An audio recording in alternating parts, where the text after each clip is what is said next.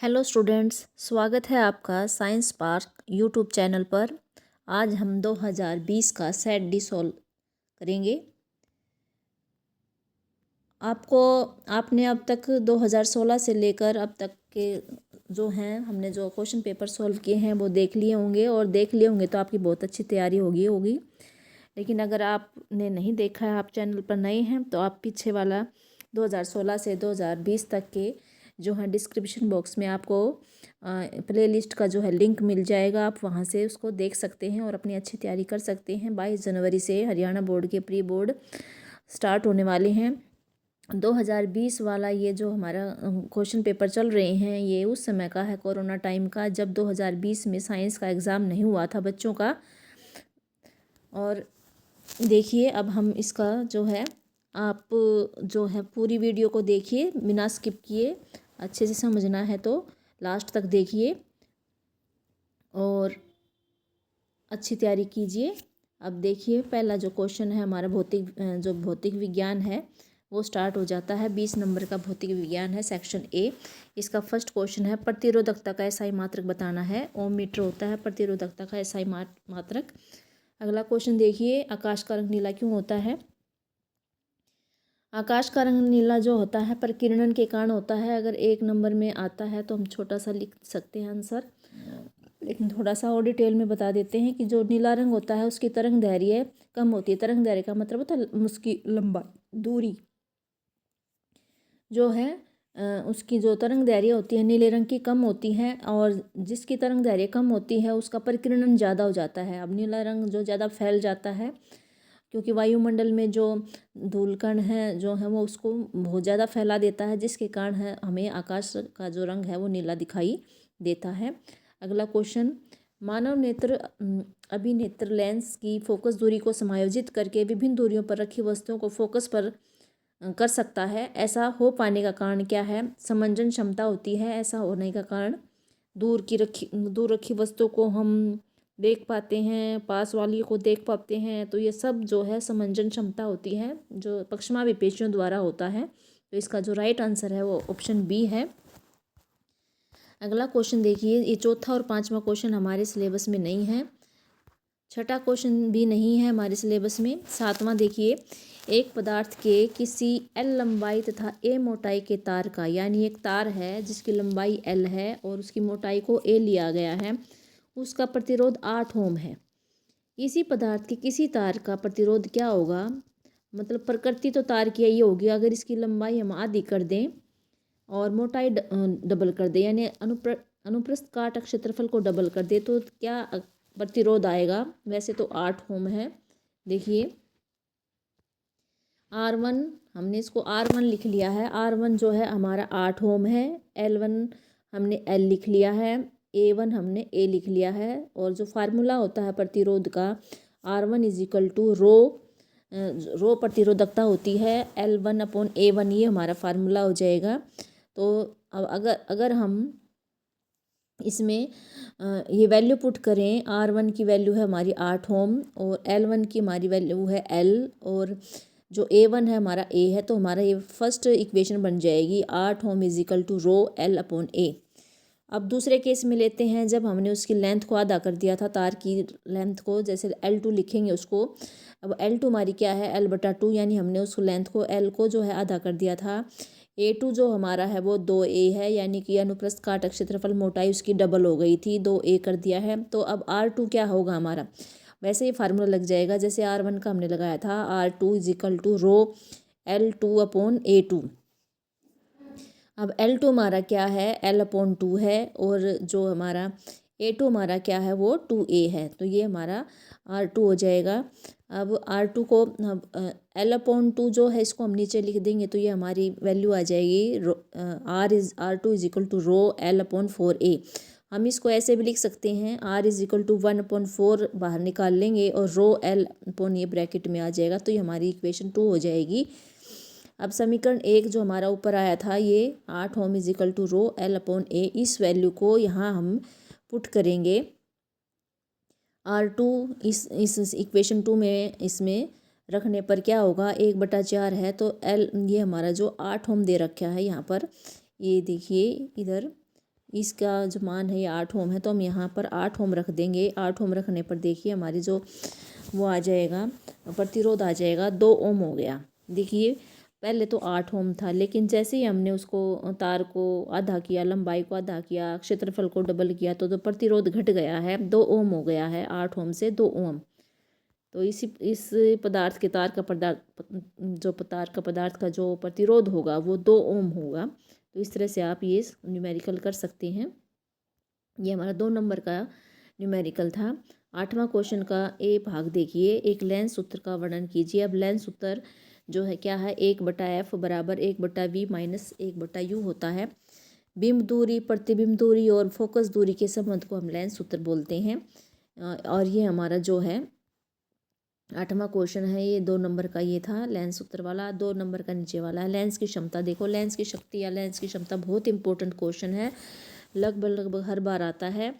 तो क्या है लेंस की शक्ति क्या होती है या लेंस की क्षमता? एक ही बात है, किसी लेंस द्वारा प्रकाश किरणों को अभिसरण या अपसरण करने की मात्रा को उसकी लेंस की क्षमता कहते हैं। इसे P द्वारा लिखते हैं और इसका मात्रक डायप्टर होता है।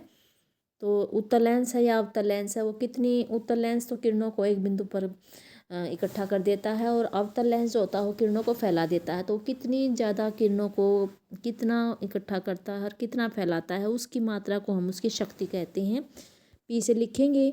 फिर ये न्यूमेरिकल है भाई, इसी में 1 नंबर की तो परिभाषा हो जाएगी और 1 नंबर में न्यूमेरिकल हो जाएगा। 50 सेंटीमीटर फोकस दूरी है उत्तल लेंस की, तो उत्तल लेंस यानी कि प्लस में हम फोकस दूरी लेंगे, F बराबर प्लस में 50 सेंटीमीटर, और P का फार्मूला क्या हो जाएगा, 1/f हो जाएगा। तो 1, अब ये सेंटीमीटर में हम इसको मीटर में कन्वर्ट कर लेंगे, 0.50 मीटर हो जाएगा, क्योंकि जब डायप्टर में हम शक्ति निकालेंगे तो फोकस दूरी मीटर में होनी चाहिए, इसलिए इसको हम यहाँ कन्वर्ट कर लेंगे मीटर में। और पॉइंट हटाने के लिए हमने ऊपर 100 लगा दिया है, तो ये हमारा जो आंसर आ जाएगा 2 डायप्टर आ जाएगा। ये जो उत्तल लेंस की फोकस दूरी 50 सेंटीमीटर है, उसकी जो लेंस की क्षमता है वो 2 डायप्टर होगी। तो ये हमारा क्वेश्चन 2 नंबर का था, यानी आठवां क्वेश्चन 4 नंबर का था, 2 पार्ट्स में डिवाइड था, A और B में। तो आगे देखिए अब हमारा 9वां क्वेश्चन क्या है। 9वां क्वेश्चन है, किसी सीधे चालक से विद्युत धारा प्रवाहित होने के कारण उत्पन्न होने वाले चुंबकीय क्षेत्र का चित्र बनाकर वर्णन करिए। ये पिछली सेट में भी पीछे भी था ये क्वेश्चन। तो ये B पार्ट जो है ये 6 नंबर का है 9वां क्वेश्चन। तो 3A वाला हमारे सिलेबस में है, B ये जो विद्युत चुंबकीय प्रेरण 3 नंबर का ये हमारे सिलेबस में नहीं है। ये अगला अथवा में जो 6 नंबर का जनित्र दे रखा है ये भी हमारे सिलेबस में नहीं है। तो हम ये किसी सीधे चालक वाला कर लेते हैं। ये देखिए डायग्राम, ये हमने पहले भी किया है।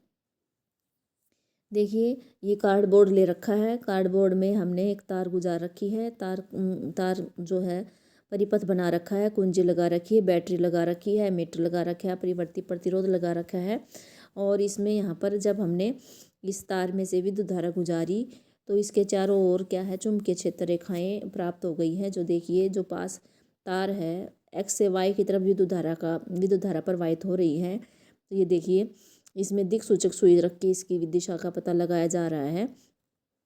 तो ये क्या है, किसी विद्युत धारावाही सीधे चालक तार के चारों ओर के चुंबकीय क्षेत्र की क्षेत्र रेखाओं को निरूपित करता केंद्रीय वृत्तों का पैटर्न दिखा रखा है इसमें। और जो ये तीर के दिखा रखे हैं पैटर्न के ऊपर, ये चुंबकीय रेखाओं की दिशा को बताते हैं।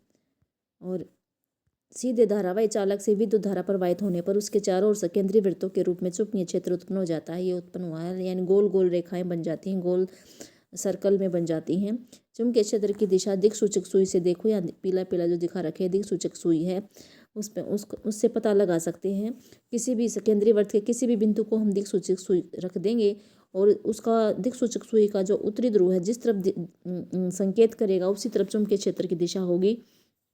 यदि सीधे चालक तार में प्रवाहित विद्युत धारा की दिशा को उत्क्रमित किया जाए, यानी दिशा को बदल दिया जाए, तो चुंबकीय क्षेत्र की दिशा भी उत्क्रमित हो जाती है, उसकी दिशा भी बदल जाती है। अगर विद्युत धारा का मान बढ़ा देंगे तो जो दिए गए बिंदु पर है उत्पन्न चुंबकीय क्षेत्र का परिमाण में भी वृद्धि हो जाएगी।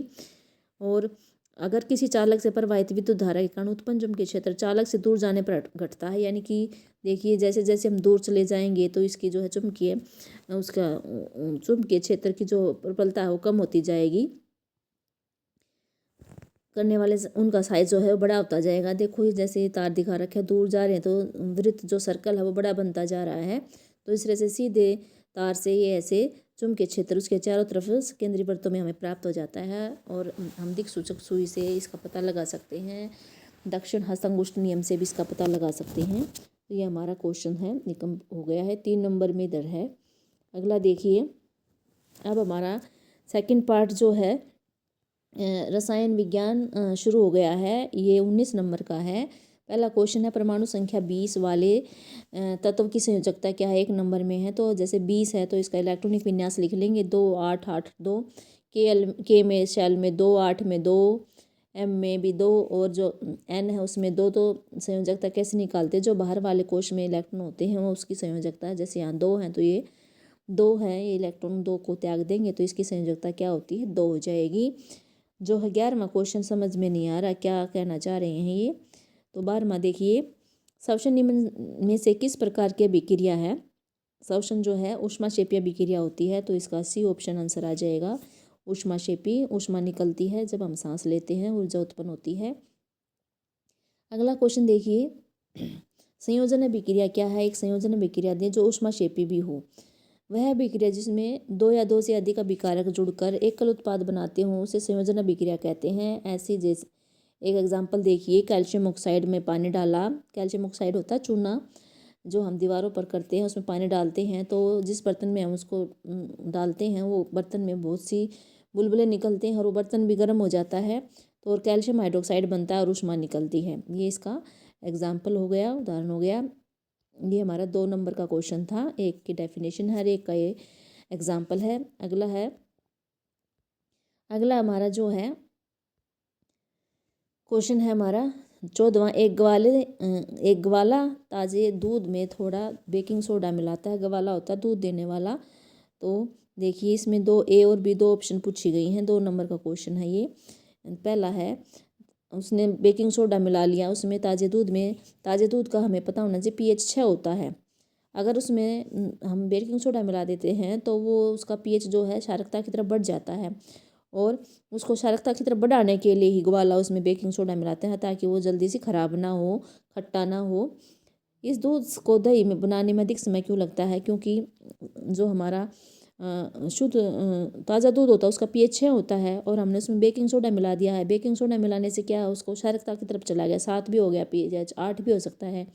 तो पहले वो 8 से 7 में आएगा, 7 से 6 में, तो इसमें समय लग जाता है। अगर शुरू में 6 हो तो सीधा वो फटाफट खट्टा हो जाता है, दही बन जाती है। लेकिन 8 से 7, 7 से 6 उसमें थोड़ा समय लग जाता है, इसलिए दूध से दही बनने में अधिक समय लगता है बेकिंग सोडा मिलाने पर। ये हमारा क्वेश्चन हो गया 14वां। अगला देखिए, अगला हमारा जो ये क्वेश्चन है 15वां, ये हमारे सिलेबस में नहीं है। 16वां देखिए, सक्रियता श्रेणी क्या है। सक्रियता श्रेणी में मध्य में स्थित धातुओं का निष्कर्षण का वर्णन करना है। और 4 नंबर का क्वेश्चन है, 3 का तो ये हो गया, एक अमलगम की परिभाषा है। तो अमलगम की परिभाषा देख लेते हैं पहले। यदि मिश्र धातु में एक धातु पारा हो तो उसे अमलगम कहते हैं। जैसे मिश्र धातु दो या दो से अधिक धातुओं से मिलकर बनी होती है, उसका सममांगी मिश्रण होती है, लेकिन उनमें अगर एक पारा होगा उसमें तो उसको हम अमलगम बोलते हैं। तो ये सक्रियता श्रेणी देख लेते हैं। अगला क्वेश्चन, सक्रियता श्रेणी क्या होती है। यह वह सूची होती है, एक लिस्ट होती है एक तरह से धातुओं की, और उस लिस्ट में धातुओं कैसे व्यवस्थित किया गया है। सबसे ऊपर जिसकी अभिक्रियाशीलता सबसे ज़्यादा है उसको ऊपर, फिर घटते क्रम में उसको ले आए नीचे आए, इसको अवरोही क्रम बोलते हैं। फिर बीच वाली और सबसे नीचे जो होती हैं सबसे कम अभिक्रियाशील धातुएं होती हैं, तो उसको सक्रियता श्रेणी बोलते हैं। अब हमारे क्वेश्चन में पूछा गया कि जो बीच में स्थित हैं धातुएं उनका निष्कर्षण हम कैसे करेंगे, अयस्क में से कैसे निकालेंगे उसको। तो बीच वाली कौन कौन सी होती हैं, लोहा है, जिंक है, सीसा है, लेड है, कॉपर है। ये जो धातुएं हैं सल्फाइड या कार्बोनेट के रूप में मिलेंगी, यौगिक के रूप में मिलती हैं। कौन से यौगिक के रूप में, ज़्यादातर सल्फाइड और कार्बोनेट के रूप में मिलती हैं। और सल्फाइड या कार्बोनेट से धातु निकालना आसान नहीं होता, ऑक्साइड से धातु निकालना आसान होता है। इसलिए जो कार्बोनेट और जो सल्फाइड ये अयस्क हैं इनको हम पहले ऑक्साइड में बदल लेते हैं। उसके लिए दो प्रक्रिया होती हैं, एक भर्जन होता है, एक निस्तापन होता है। भर्जन में क्या होता है, भर्जन होता है सल्फाइड अयस्क के लिए। सल्फाइड अयस्क क्या होता है, उसमें उसको क्या करते हैं, अधिक वायु की अधिक मात्रा में उसको क्या करेंगे, अधिक ताप पर गर्म करेंगे, क्योंकि इसमें जिंक सल्फाइड में ऑक्सीजन नहीं है, इसलिए इसको ज़्यादा मात्रा में ऑक्सीजन देनी पड़ती है और इसलिए इसको अधिक ताप पर गर्म करेंगे तो देखो ऑक्साइड बन गया, हमें ऑक्साइड ही चाहिए था, जिंक ऑक्साइड बन गया, साथ में सल्फर डाइऑक्साइड गैस भी निकल गई। और दूसरा जो कार्बोनेट ऐस्क मिलता है उसको हम निस्तापन विधि द्वारा करेंगे। अब देखिए ऑलरेडी कार्बोनेट में जो है ऑक्सीजन ऑलरेडी है CO3 में, इसलिए इसमें सीमित मात्रा में हवा चाहिए होती है, वायु चाहिए होती है, इसलिए इसको भी अधिक ताप पर गर्म करके देखो यहाँ भी जिंक ऑक्साइड हमें मिल गया है और साइड में कार्बन डाइऑक्साइड गैस निकल गई है। तो हमें भर्जन और निस्तापन द्वारा पहले सल्फाइड और कार्बोनेट ऐस्कों को ऑक्साइड में बदल लेना है। अब ऑक्साइड से शुद्ध धातु प्राप्त करने के यहाँ 2 तरीके बता रखे हैं, एक तो अपचयन द्वारा और एक विस्थापन व विक्रिया द्वारा। अपचयन करेंगे कार्बन का इस्तेमाल करके। कार्बन जैसे ये जिंक ऑक्साइड हमारा ऊपर आ गया था, जिंक ऑक्साइड को जब हमने कार्बन की उपस्थिति में इसका अपचयन किया तो देखिए जो है सी जो धातु थी कार्बन थी उसने ऑक्सीजन को हटा दिया है जिंक से, उसने और उसका उपचयन हो गया है और जिंक ऑक्साइड को अपचयित कर दिया है। तो ये ZnO से जिंक हमें प्राप्त हो गया है। एक और दूसरा तरीका भी है विस्थापन अभिक्रिया है, ये भी ज़्यादा, इसमें हम ज़्यादा अभिक्रियाशील धातु को ले लेंगे, जैसे लोहा है, जिंक, ये 4 धातुएं थी, इनसे ज़्यादा अभिक्रियाशील धातु का इस्तेमाल करके हम इसमें से ऑक्साइड को हटा सकते हैं, ऑक्सीजन को। जैसे लेड ऑक्साइड है आयरन ऑक्साइड है, इसमें हमने एल्यूमिनियम से विस्थापन करेंगे, एल्यूमिनियम आयरन से ज़्यादा अभिक्रियाशील है, एल्यूमिनियम आयरन को हटा देगा, देखिए आयरन हट जाता है और जो Fe है ये है हमें मिल जाती है। तो ये इतनी अभिक्रियाशील धातु होती हैं ये वाली कि ये जो लोहा ये गलित अवस्था में मिलेगा और इसका उपयोग है रेल की पटरी, मशीनों की दरारों आदि पुर्जों को जोड़ने के लिए इस्तेमाल किया जाता है। ये एक तरह से थर्मिट अभिक्रिया होती है। तो इस तरह से हम सक्रियता श्रेणी के मध्य में जो स्थित धातु उनका निष्कर्षण कर सकते हैं। भर्जन, निस्तापन, अपचयन और विस्थापन अभिक्रिया, ये चीज़ें हैं, इसमें ये याद रखनी मेन बातें हैं। अब ये 4 नंबर का हमारा क्वेश्चन था। अब आगे देखिए अमलगम हमने पढ़ लिया है। कार्बन यौगिकों की या तो आप 16 अलग था क्वेश्चन। 17वां देखिए, अब 6 नंबर का क्वेश्चन आ गया है। कार्बन यौगिकों की प्रतिस्थापन अभिक्रिया, ऑक्सीकरण अभिक्रिया और संकलन अभिक्रिया, ये तीनों अभिक्रिया वेरी इंपॉर्टेंट है, लगभग पूछी जाती हैं, तो आप इनको भी अच्छे से रट लेना, कॉपी पे बार बार लिख के आपको अच्छे से याद हो जाएंगे एग्ज़ाम तक, क्योंकि हर एक लगभग कोड में ये आ रही हैं। तो ये देखिए सबसे पहले हमें हाइड्रोजनीकरण या संकलन अभिक्रिया है ये। इसमें क्या करते हैं, पैलेडियम या निकल उत्प्रेरक की उपस्थिति में असंतृप्त हाइड्रोकार्बन जो है उससे हाइड्रोजन जुड़ जाती है और वो संतृप्त हाइड्रोकार्बन में बदल जाता है, उसको हम हाइड्रोजनीकरण या संकलन अभिक्रिया कहते हैं। जैसे देखिए C द्विआबंध C है, इसमें द्विआबंध है, ये असंतृप्त हाइड्रोकार्बन है, ये एक तरह से वनस्पति तेल लगा लीजिए। निकल या पैलेडियम की उपस्थिति में इसमें हाइड्रोजन ऐड हो जाएगा, हाइड्रोजन ऐड हो गया तो देखो C के बीच में जो है द्विआबंध टूट गया है और एक कलाबंध बन गया है। एक कलाबंध बनने के बाद ये संतृप्त हाइड्रोकार्बन हो गया है, यानी वनस्पति घी में बदल गया है। तो हाइड्रोजन जुड़ रही है इसलिए हाइड्रोजनीकरण, और ऐड हो रहा है इसलिए संकलन अभिक्रिया बोल रही हैं। और इस हाइड्रोजनीकरण का जो उपयोग है वनस्पति तेल से वनस्पति घी बनाने में किया जाता है। ये अभिक्रिया भी बहुत बार आई है। प्रतिस्थापन अभिक्रिया क्या होती है, देखिए संतृप्त हाइड्रोकार्बन में संतृप्त अभी हमने पढ़ा कि कार्बन के बीच में अगर एक कलाबंध होगा तो संतृप्त हाइड्रोकार्बन होती है। अगर उसको सूर्य के प्रकाश में अगर क्लोरीन उसमें डाल देते हैं तो क्या होता है, जो हमारा संतृप्त हाइड्रोकार्बन है उसके जो हाइड्रोजन है वो एक एक करके हट जाते हैं और उस जगह क्लोरीन ऐड हो जाती है, तो इसको हमें प्रतिस्थापन अभिक्रिया कहते हैं। ये देखिए मीथेन प्लस क्लोरीन है, सूर्य के प्रकाश की उपस्थिति में क्या होगा, CH4 था, वहाँ एक H हट गया और एक H हटने के बाद Cl ऐड हो गया तो CH3Cl क्लोरोमेथेन बन गया, फिर HCl। इस CH3Cl में भी अगर हम सूर्य के प्रकाश में रखेंगे और जो है तो इसमें से भी एक Cl और जुड़ जाएगा, CH2Cl2 हो जाएगा, फिर अगला जो हो जाएगा वो CHCl3 हो जाएगा, लास्ट में जो CCl4 बनेगा कार्बन टेट्राक्लोराइड। इस तरह से ये अभिक्रिया कंप्लीट हो जाती है, सारे हाइड्रोजन को विस्थापित कर देती हैं क्लोरीन सूर्य के प्रकाश की उपस्थिति में, तो इसको प्रतिस्थापन अभिक्रिया बोलते हैं। तीसरा जो हमारा ऑक्सीकरण अभिक्रिया है, ऑक्सीकरण अभिक्रिया का मतलब है ऑक्सीजन ऐड होना। कई पदार्थ ऐसे होते हैं जो ऑक्सीजन ऐड कर सकते हैं, जैसे इसमें हमारे क्षारीय पोटेशियम परमैंगनेट है या अम्लीकृत पोटेशियम डाइक्रोमेट है, ये ऑक्सीजन को ऐड करने वाले होते हैं। ये अल्को कार्बोक्सिलिक अम्ल में कन्वर्ट कर देते हैं, यानी एथेनॉल को कार्बोक्सिल एथेनॉइक अम्ल में ऑक्सीकृत कर देते हैं, इसलिए इसे ऑक्सीकरण अभिक्रिया कहते हैं। देखिए एथेनॉल है क्षारीय MnO4 प्लस ऊष्मा, या इसमें या तो क्षारीय MnO4 डालिए या अम्लीकृत पोटेशियम डाइक्रोमेट डालिए, इन दोनों में से एक चीज़ डालिए और उसको गर्म करना है, तो हमारा एथेनॉल क्या है, एथेनॉइक अम्ल में कन्वर्ट हो जाता है। तो ये तीनों अभिक्रिया हमारी हो गई हैं। क्वेश्चन में यही होंगी, प्रतिस्थापन थी, ऑक्सीकरण थी और संकलन, तीनों हमारी 2-2 नंबर में है, 6 नंबर आपके पूरे आ जाएंगे। अब अगला क्वेश्चन देखिए। अब अथवा में या तो आपको ये कार्बन ये वाला तीनों अभिक्रियाएं करनी है 6 नंबर में, या आपको अब 2 पार्ट दे रखे हैं ए और बी, ये करने हैं। ए वाला भी 3 नंबर का और बी वाला भी 3 नंबर का। बी में 3 पार्ट बता रखे हैं और ए में साबुन क्या है, साबुन की सफाई प्रक्रिया की विधि समझाइए। देखिए पहले साबुन वाला देख लेते हैं। साबुन क्या होता है, साबुन के अणु लंबी श्रृंखला वाले कार्बोक्सिलिक अम्लों के सोडियम और पोटेशियम लवण होते हैं। ये भी साबुन वाले में बहुत बार आता है कि इसके जो साबुन के अणु हैं ये हाइड्रोकार्बन की लंबी श्रृंखला होती हैं और इसमें कार्बोक्सिलिक अम्ल की होती है, ये उसमें पीछे सोडियम या पोटेशियम लवण बन जाते हैं। एक सिरा जो होता है साबुन का, जो आयनिक भाग होता है वो जलरागी होता है, यानी जल की तरफ जल में घुलने वाला होता है। और दूसरा जो हाइड्रोकार्बन पूंछ होती है वो जल विरागी होती है, यानी वो तेल में घुल जाती है। और साबुन का आयनिक सिरा जो होता है बाहर की ओर यानी पानी की ओर, तथा हाइड्रोकार्बन वाला सिरा तेल की ओर व्यवस्थित हो जाता है, जिससे मिसेल का निर्माण होता है। और ये जो मैल होते हैं अधिकतर तेलीय होते हैं, और ये तेल जो है पानी में घुलनशील होता है। तेलीय मैल मिसेल के केंद्र में घोलाइड के रूप में इकट्ठी हो जाती है, और जो आयन आयन विकर्षण के कारण जो है मैल आसानी से बाहर निकल जाता है। इस तरह से कपड़े साफ हो जाते हैं। आप डायग्राम देखो, ऐसे बना देना। ये देखिए हमारा कपड़ा है, इस पर नीला नीला दाग लग गया है।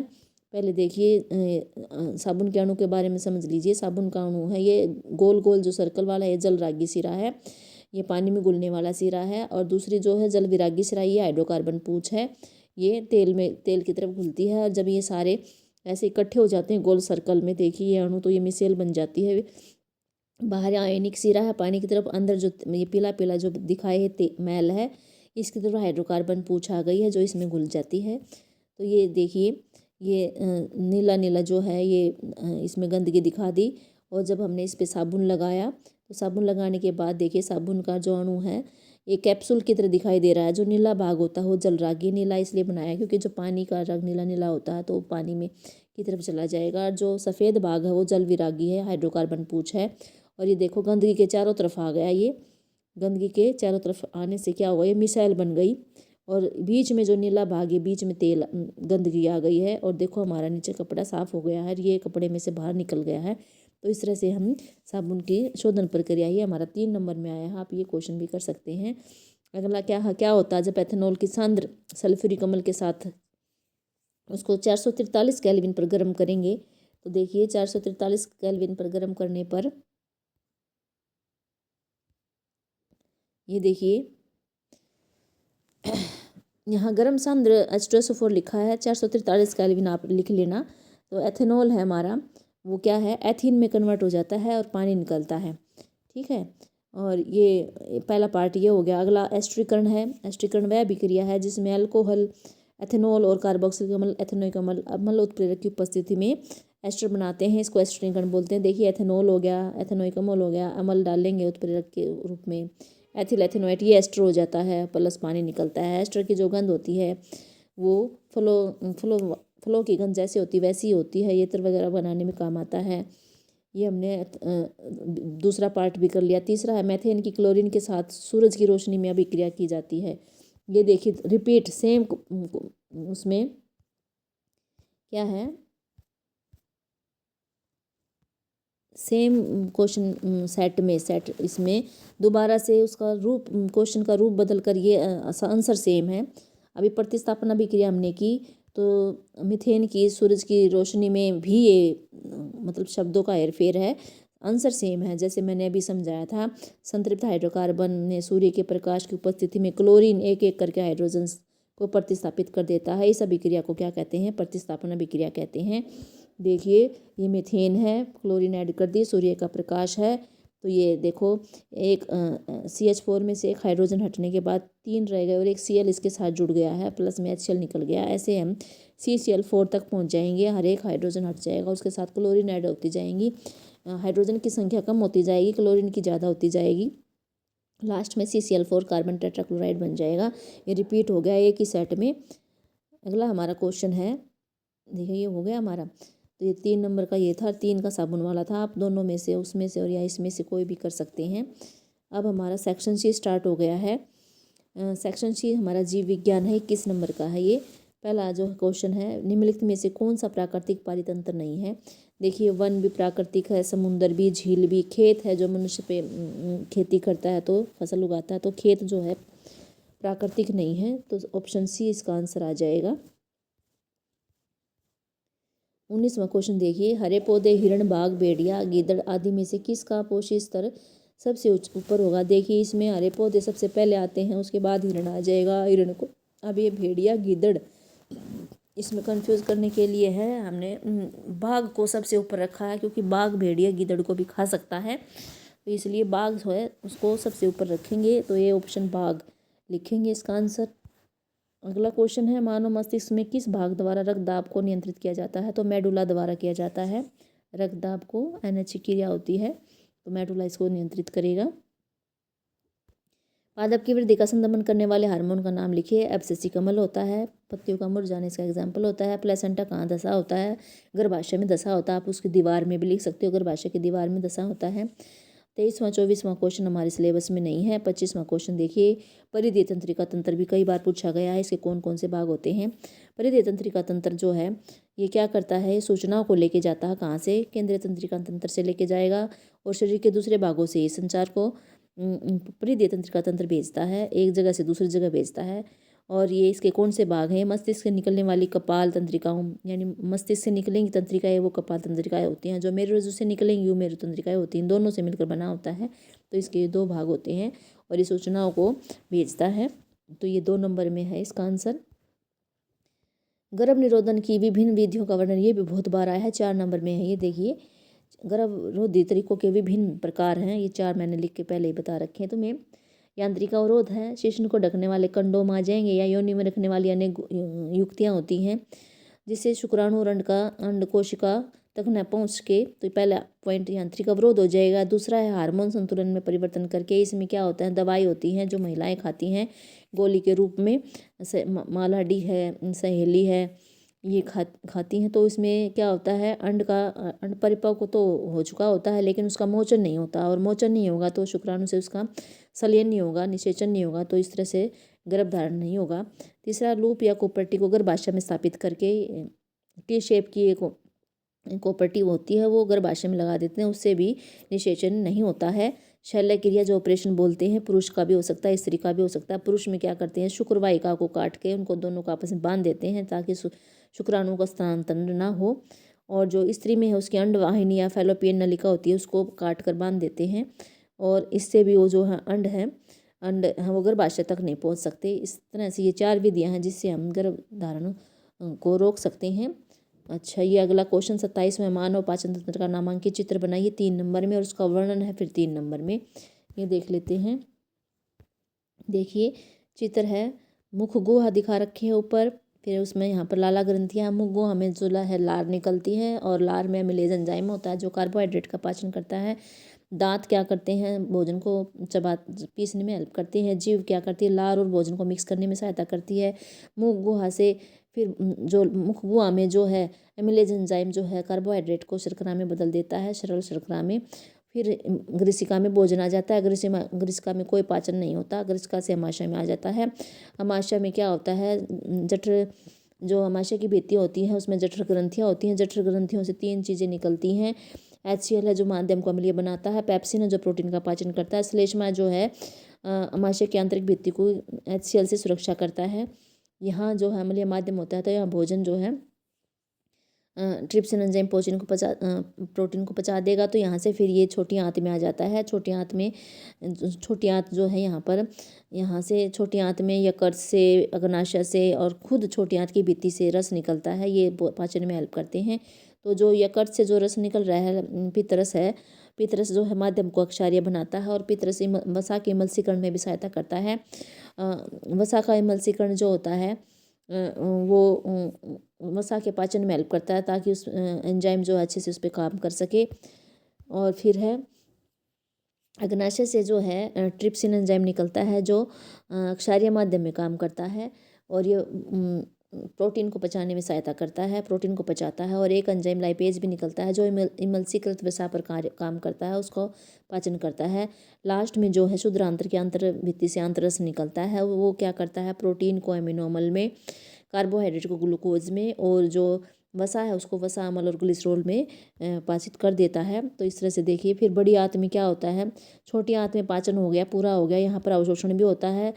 आंतरिक भित्ति होती है छोटी आंत की, उस पर दीर्घरोम होते हैं और दीर्घरोम पे बहुत सारी जो है रुधिर वाहिकाएँ होती हैं, उसका जाल बना होता है। तो यहाँ पर जो है पाचित भोजन का अवशोषण हो जाता है। पाचित भोजन फिर कोशिकाओं में पहुंच जाता है, कोशिकाओं में उसका उपयोग होता है, नए ऊतकों का निर्माण होता है, पुराने ऊतकों की मरम्मत होती है। जो बिना पचा भोजन होता है वो बड़ी आंत में आ जाता है। बड़ी आंत में क्या होता है, जल का अवशोषण हो जाता है और बड़ी आंत में फिर ये क्या आता है, मलाशय में आ जाता है। मलाशय से फिर गुदाद्वार द्वारा इसका बहिक्षेपण कर दिया जाता है, बाहर निष्कासित कर दिया जाता है। इस तरह से ये इसका रिपीट हो गया। ये जो मैंने अभी सारा बताया ये सेम यही है, लिखा हुआ है। पाचन क्रिया में 5 स्टेप तो हैं। अंतर्ग्रहण यानी मुख में भोजन जाएगा, जाने के बाद मतलब सभी अंगों में, मुख गुहा में, अमाशय में, छोटी आंत में पाचन होएगा। फिर पाचन होने के बाद छोटी आंत में ही अवशोषण होएगा। अवशोषण होने के बाद उसका स्वांगीकरण होगा, यानी उसका यूज़ करेंगे ऊर्जा बनाने में, मरम्मतों में और ऊतक की मरम्मत में और नए ऊतक बनाने में। बहिक्षेपण जो बिना पचा भोजन है उसको शरीर से बाहर निकाल देंगे। ये 5 स्टेप ऐसे हैं। फिर मुख गुहा आ गया, इसमें दांत हैं, भोजन को चबाएंगे। लार है और लार और भोजन को जीभ मिक्स करेगी और फिर जो लार में अम्लेज एंजाइम है कार्बोहाइड्रेट को शर्करा में बदल देता है, देखिए।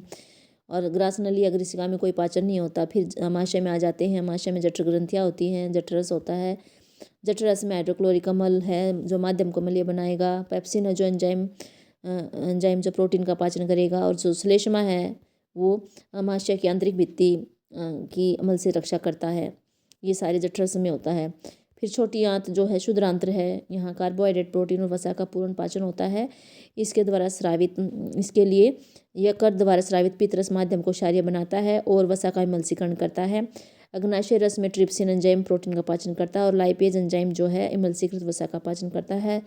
शुद्रांत्र की दीवार में ग्रंथियाँ होती हैं जो आंतररस स्रावित करती हैं। इसमें विद्यमान एंजाइम प्रोटीन को अमीनो अम्ल में, जटिल कार्बोहाइड्रेट को ग्लूकोज में और वसा को वसा अम्ल और ग्लिसरॉल में बदल देते हैं। शुद्रांत्र के आंतरिक स्तर पर दीर्घरोम होते हैं जिन पर रुधिर वाहिकाओं का जाल होता है जो भोजन को अवशोषित करके शरीर की प्रत्येक कोशिका तंत्र तक पहुंचाएंगे और यहाँ इसका उपयोग ऊर्जा प्राप्त करने में, नए ऊतकों के निर्माण में और पुराने ऊतकों की मरम्मत में होता है। वृद्धांत्र में क्या है, बिना पचा भोजन जो है वृद्धांत्र में भेज दिया जाता है जहाँ दीर्घरोम इस पदार्थ में से जल का अवशोषण कर लेते हैं। अन्य पदार्थ जो होते हैं, वर्ज्य पदार्थ जो होते हैं वो शरीर द्वारा बाहर कर दिया जाता है गुदा द्वारा। इस वर्ज्य पदार्थ का विक्षेपण गुदा अवरोधनी द्वारा नियंत्रित होता है। तो ये हमारा मानव पाचन हो जाएगा। ये सारा कंप्लीट हो गया है। 6 नंबर में था, 3 में एक डायग्राम था और 3 में इसका वर्णन था। अब लास्ट या तो आप ये दोनों 27 में के 1-2 भाग करोगे या फिर इसके अथवा में दे रखा है स्वपोषी पोषण क्या होता है, पौधों में प्रकाश संश्लेषण के प्रक्रम का वर्णन करिए। इसमें भी देखिए स्वपोषी पोषण क्या होता है। पोषण की वह विधि है जिसमें हरे पौधे, शैवाल और कुछ जीवाणु हैं सरल कार्बनिक पदार्थों CO2 H2O का प्रयोग करके सूर्य के प्रकाश और क्लोरोफिल की उपस्थिति में भोजन मंड का निर्माण करते हैं। स्वपोषी पोषण के लिए जो आवश्यक परिस्थितियाँ क्या हैं, एक CO2 है जो रंध्र द्वारा पत्तियों में प्रवेश करती है, पानी है, खनिज लवण है और जड़ द्वारा मिट्टी से अवशोषित करके जाइलम इसको ऊपर सभी भागों तक पहुंचाता है। क्लोरोफिल जो पत्तियों में उपस्थित होता है, हरितलाभ में होता है, सूर्य के प्रकाश को अवशोषित करता है। सूर्य का प्रकाश, चौथा पॉइंट, सूर्य का प्रकाश जो सूर्य से प्राप्त होता है, जो इसमें उत्पाद बनते हैं कार्बोहाइड्रेट बनता है मंड के रूप में, पत्तियों में संचित हो जाता है और ऑक्सीजन निकलती है वो रंध्र द्वारा पौधे से बाहर निकाल दी जाती है।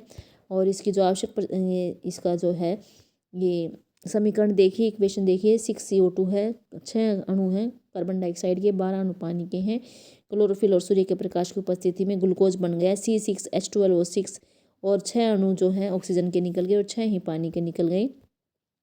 तो जो 3 घटनाएं जो होती है प्रकाश संश्लेषण के द्वारा वो देखिए। क्लोरोफिल जो होता है, जैसे सूर्य का प्रकाश पत्ती पे पड़ता है तो क्लोरोफिल जो है प्रकाश ऊर्जा को अवशोषित कर लेगा और फिर दूसरा काम है फिर उस प्रकाश ऊर्जा को रासायनिक ऊर्जा में रूपांतरित करना होता है और जल के जो अणु होते हैं उनका अपघटन हो जाता है और हाइड्रोजन और ऑक्सीजन में उसका अपघटन हो जाएगा। तीसरा पॉइंट क्या है, कार्बन डाइऑक्साइड का कार्बोहाइड्रेट में अपचयन। तो इस तरह से हमारे प्रकाश संश्लेषण कंप्लीट हो जाता है और हमारा ये जो है सॉल्यूशन भी सेट डी 2020 का सेट डी की सॉल्यूशन भी कंप्लीट हो गई है। और आप यदि आपको वीडियो पसंद आ रही है तो आप लाइक करें, कमेंट करें। अगर कोई भी डाउट है तो कमेंट ज़रूर करें। सब्सक्राइब, चैनल पर नए हैं तो सब्सक्राइब करें और शेयर करें। और इसमें आपको जो भी है इसमें कोई भी दिक्कत आ रही है तो आप कमेंट ज़रूर करके बताना। और प्लेलिस्ट आपको डिस्क्रिप्शन बॉक्स में मिल जाएगी। अगर आपको पिछले जो हैं क्वेश्चन पेपर सॉल्व देखने हैं तो प्लेलिस्ट से आप देख सकते हैं। और अगली वीडियो है 2020 का ही सेट, उस पर कोई भी मतलब ABCD नहीं है, वो उसको हम सेट 1 बोलेंगे, वो हम अगली उसमें लेके आएंगे वीडियो में। उसके लिए आप तैयार रहें और लेटेस्ट अपडेट के लिए नोटिफिकेशन का बटन दबाएं। Thanks for watching.